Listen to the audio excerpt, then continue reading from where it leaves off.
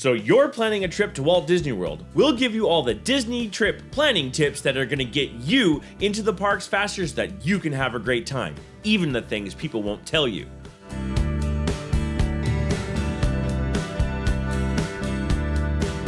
Hello and welcome back to the Carousel of Douglas. We're so glad you've joined us today because this video is important.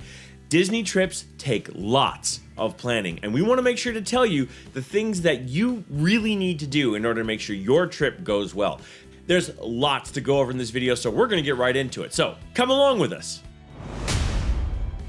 Okay, these are the things that people don't tell you. You're like, but hey Doug, you're telling me. I am, because I want you to know. These are the things that you really need to look out for. This is a very eclectic list. Try your best to follow along. I'm going to do the best I can to help you understand why. Some of them are easy, some of them are short, some of them need a little bit of explaining, but these are, again, the things that you need to know before going as part of your planning. So let's just kind of get into it. The first thing that I'd like to talk about is that there is no free airport transportation anymore. They used to offer the Magical Express. There's a lot of push for that to come back. That was a Chapek cut, and I think that Iger is kind of talking to Mears Transportation about bringing it back. I'm kind of seeing rumors that say that kind of thing, but for right now, there's not. There are the Mears Transportation, there is the Sunset Flyer. The Sunset Flyer is the one that looks like the trains, and they're about the same price getting back. There's Uber, there's Lyft. You can take all of those. I recommend Lyft. I have to be honest, I used to be a Lyft driver. It was a lot of fun, and I think that Lyft treats their drivers better, so if you go Lyft, I'd appreciate that. The other thing that I would also recommend is a great company that Michelle and I have used a lot from the airport.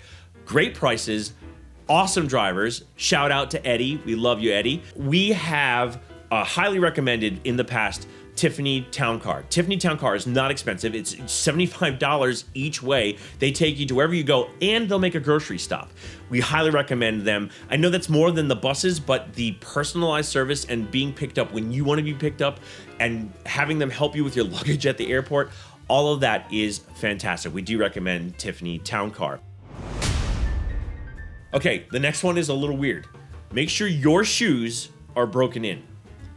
You are going to walk way more than you think. In fact, one of my friends was just on Facebook the other day talking about how many steps he got in, and I asked him to show me what his results were.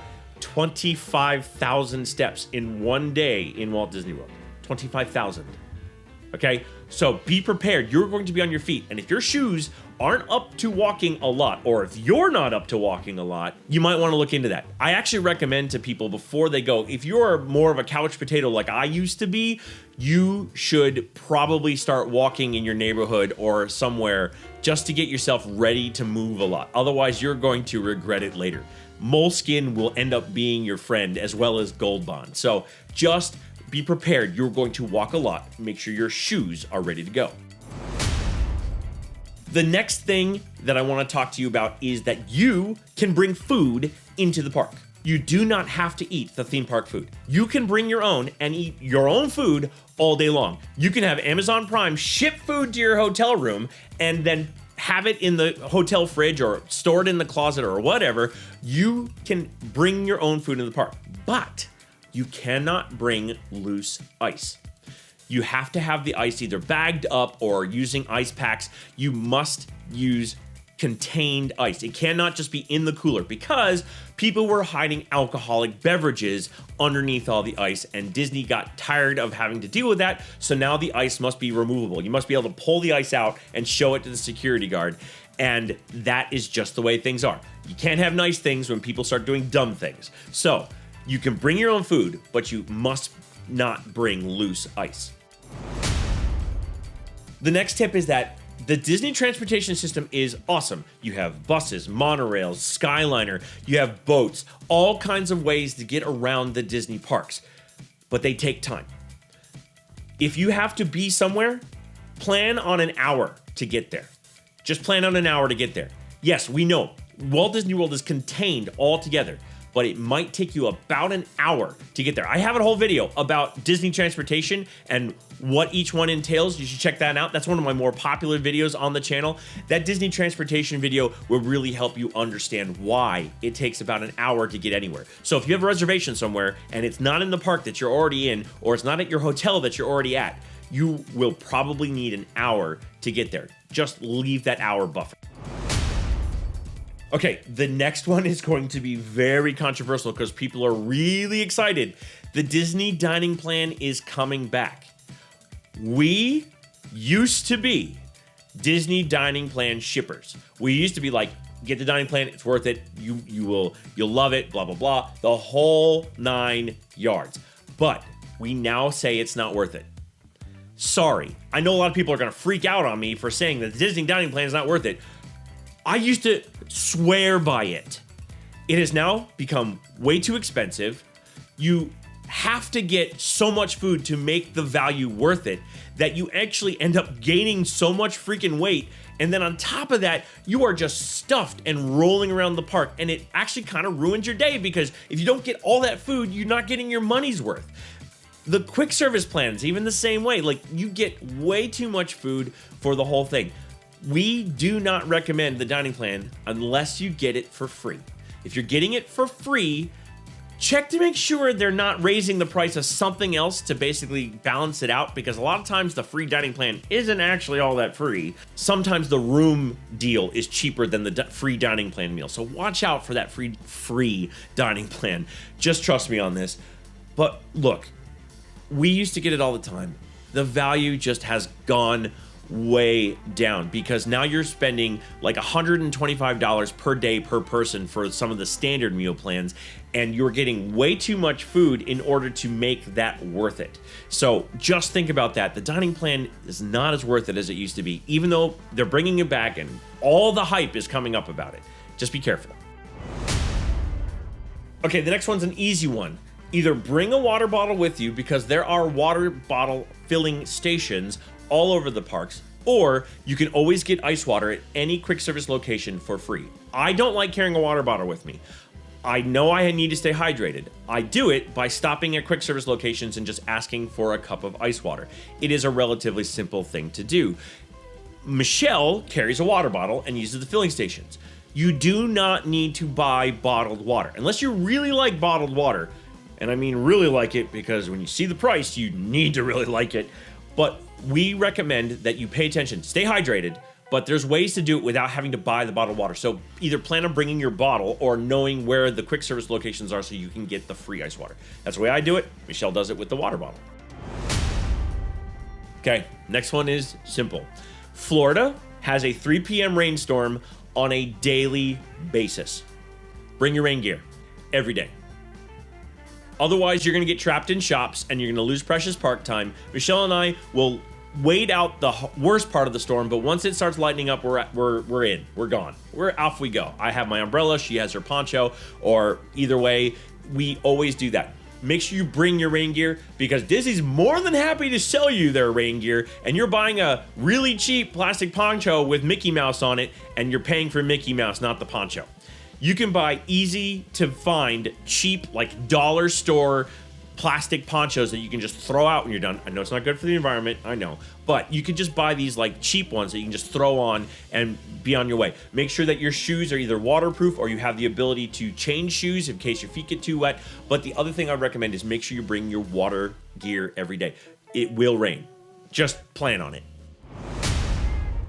Okay, the next one is a pretty simple one to get out there.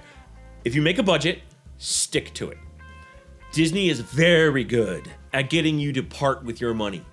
If you have a budget, if you say, this is how much I'm spending on merchandise, don't spend more than that unless you really, really, really want it.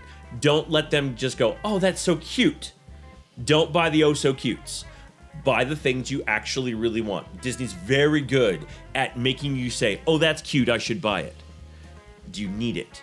Think about that. Stay within your budget. Trust me, Disney's trying to get you to overspend. One of the things that Michelle and I do is we set money aside pretty much monthly to budget for our dining experiences. And for us, if we want to get some alcohol or whatever like that. And what I have done is I've actually made a spreadsheet, and that spreadsheet helps me to make sure we stay within that budget, because I basically start it with every day I add the money in for that day, and if there's any left over from the previous day, it stays on the sheet. My sheet's pretty cool. If you want to see it, I will link a copy of a blank version of it so you can see it in the doobly-doo down below, so you can check out the sheet that we make to help us plan our dining budget. And the other thing I would recommend is that you just make sure, if you have a number in your head, that you don't exceed it. Try your best to not go past it. Dining and merchandise will always try to get you, and they're good at it. So be prepared, stick to your budget. The next one is pretty simple. You are not going to get to see everything you want to see in the park in one day. You're not going to be able to do everything. You're just not. So before you head into a park or head to Disney Springs, make a list. What is the most important thing to do? What are your secondary things? What's your tertiary things to do? Find the things that are awesome that you want to do in that park. And if there's something you missed maybe the previous time in that park, make sure that makes it to the top of the list. Make sure you know what you want to see, because you are not going to be able to do everything in the park in one day. In every park. People say, oh, well, Animal Kingdom's not a full day park. It used to not be. It is definitely one now. You will definitely be able to find all kinds of things to distract you in that park that keep you from doing everything. Make sure you know what you want to do that day before you go there, so that you're not disappointed at the end when you don't get to do it. That's the biggest tip I can give you on that one. You need to do your research. I am going to, in the near future, try to make the best Genie Plus video I can. When I'm in the parks, one of the days I'm there soon, I'm going to make a video that's only about using Genie Plus in the park all day long, so you can understand it. First off, Disney Genie is free. It gives you free tips. It tells you what the wait times are. It'll even try to help you move around the park a little bit to find when those wait times are lowest. Genie is free. Genie Plus is not. When it's Genie Plus, anything with a plus on it costs more. Genie Plus is where you can book the individual lightning lanes throughout the day. Not for all the rides, but for some of them. You get that for a price for the day. Whatever the capacity is at that point, they don't tell you. They will throw the number out, what they expect people to be there. So if it's low, it's around $15. If it's high, it's around $30. And it could probably go higher than that if they wanted to. But they have been kind of fluctuating wildly between there. So Genie Plus costs an amount of money per person per day. So make sure, again, the budget talk, that you know what you're doing. Now, the next thing is the individual lightning lanes are not part of the Genie Plus. And I'm talking about the specialty ones. The individual lightning lanes are only available for certain rides, like Seven Dwarfs Mine Train, Rise of the Resistance. You also have them for Flight of Passage, as well as Tron and Guardians of the Galaxy. Those all have an extra cost that you add into the price. You do not need Genie Plus to buy the individual lightning lanes. Those are different. You can get lightning lanes in Genie Plus, but you can get the specific individual rides on their own extra, and those cost an amount based on the day as well. So just understand that you can get on those individual lightning lane rides without owning Genie Plus. Some people buy Genie Plus thinking they have to have it in order to buy the individual lightning lanes. They are two separate things. They do not have to go together. So Genie Plus is separate, individual lightning lanes are separate, and Disney Genie is free. Genie Plus is not, individual lightning lanes are not, and they're all based on the capacity of the park. So kind of moving into that, using Disney Genie to get virtual queues, there are only 2 times currently available for certain rides, 7 a.m. or 1 p.m. You can also, if you're staying in Deluxe Resort, sometimes at Epcot, do a 6 p.m. one. 7 a.m., you do not need to be in a park. You can be on a plane. In fact, I did it on a plane once. I got a lightning lane for Guardians of the Galaxy in midair. That was interesting. Now, the other thing that you can do is that at 1 p.m. you have to be in the park. So you must be in the park that the ride is at 1 p.m. And remember, park hopping doesn't start till 2 p.m. So you have to have been in that park as your reservation that day. And at 1 p.m. you can, as long as you're in the park, you can go for the next one. Say 6 p.m. one, it's a little different. Sometimes they have to be in the park, sometimes they don't. and I have not been able to figure out when that is. So it's kind of weird. I've heard people talking about getting a 6 p.m. lightning lane for Guardians of the Galaxy, and they're not in Epcot. And then I've heard other people saying that they couldn't get one because they weren't in Epcot. So there's a little bit of a discussion on what exactly that happens. But generally, I would say at 1 p.m., 6 p.m., be in the park in order to get that lightning lane. Here's the other thing. You have to be quick. And I have a whole video for pretty much every ride that's ever had a virtual queue. I have made a video about it. And they've all helped people get on the rides. Currently, I have one up about Guardians of the Galaxy, and I also have one up about Tron. So check those out so that you can get in those virtual queues. There's other things out there too to help you. You might want to check it out. There's some programs out there that help you kind of be faster at it. You can look into those. But the thing I would recommend is check out my videos on how to get those virtual queues. You need to get them at 7 o'clock. You have to get them at 7. You can't usually wait and get them later. Sometimes they open back up, but usually not. Okay, here's another one about food. Mobile ordering is a lot of fun. You use Disney Genie to mobile order food, and you get it at quick service restaurants, and they tell you, hey, your food's ready, come and get it. It's better than ordering it in the park and then having to wait for it there. You order it, you walk to the thing, you say I'm here, and your food's ready. It's ready a lot quicker. I like mobile ordering on quick service restaurants. It's really, really easy to do. However, the thing that people don't realize is that if you're hungry at 11 and you try to order at 11, there's a high probability, or 11 or 12 or high volume times, you're going to find that it tells you like there's no available mobile ordering until like 1. So you kind of have to pre-mobile order your food for the time you want it for. They do give you time blocks, so you can say I want it at this time. That's really simple. It's really easy to find in the app. But when you're mobile ordering, consider that. If you know you're going to eat at 12, order it at like 10 o'clock, whatever you need. Order what you want for noon at 10 o'clock, and you'll have a much better time getting it. It's just highly recommended that you don't try to do it, oh, I'm hungry at 12, and then you look at it and it goes, no windows until 2, like, then you're going to be hangry, and that won't be good. So just watch out with mobile ordering. Make sure you're paying attention to when those mobile ordering windows are starting to move, and then place your order at that time. Okay, more about dining. We talked earlier about making the 60-day reservations and how difficult it is to get the sit-down dining after the 60-day window. That being said, there are some restaurants that will have availability for walk-up dining. One of the recommendations I have for walk-up dining is Liberty Tree Tavern. That one actually often has dining, and as you walk past it, it'll hit you with a notification saying, hey, we have walk-up dining available, hint, hint.